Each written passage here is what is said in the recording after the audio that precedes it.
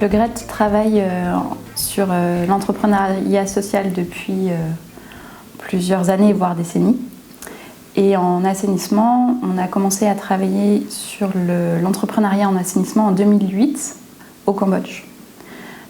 Suite à ces premières phases pilotes, on a répliqué l'approche ensuite à partir de 2010 à Madagascar, puis en Mauritanie. Et une opportunité de financement avec l'Union européenne nous a permis de tester le marketing de l'assainissement au Burkina Faso de 2014 à 2017 lors d'un projet qui s'appelait Sanyakani, qu'on a mené en partenariat avec Ovive et IDE. Au cours de ce projet, on a affiné l'approche, on l'a adapté au contexte du Burkina Faso, ce qui nous a permis, sur la durée du projet, de vendre un gros millier de latrines aux ménages ruraux. Et suite à cette phase pilote, nous sommes rentrés en contact avec l'AFD afin de leur présenter l'approche et de commencer des échanges sur une mise à l'échelle du marketing de l'assainissement au Burkina Faso.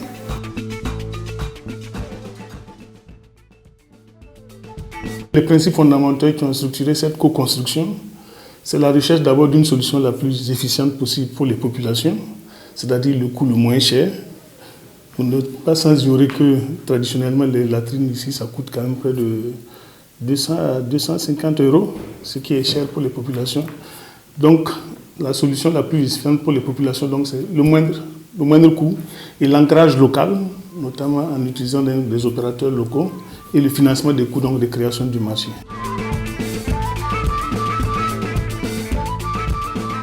Le projet Ouangou se met en œuvre à travers 3 composantes. Une composante sensibilisation qui essaie de sensibiliser les communautés à la base pour un changement de comportement favorable à l'assainissement et à l'hygiène.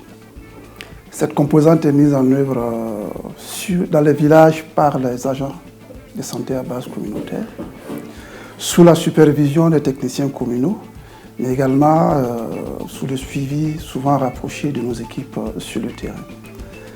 La deuxième composante est une composante institutionnelle qui consiste effectivement pour nous, responsables du projet, de pouvoir renforcer les capacités techniques, matérielles et financières des communes partenaires du projet. Il y a aussi la composante 3 qui concerne le marketing de l'assainissement. Cette composante a consisté à mettre en place un réseau de boutiques d'assainissement gérées par des entrepreneurs locaux, recrutés et formés par le projet. L'objectif étant bien entendu de rapprocher l'offre de produits et services d'assainissement à la demande des ménages. En 3 ans, ils ont pu réaliser quand même près de 21 500 latrines, ce qui a quand même permis de permettre à près de 215 000 personnes d'avoir accès à des services d'assainissement élémentaires. Et bien sûr, le souhait pour nous, ce serait d'étendre le dispositif ou la méthodologie même à plus de communes. Je dirais que pour la phase actuelle, ça n'a concerné qu'à peu près 10% des communes burkinabées.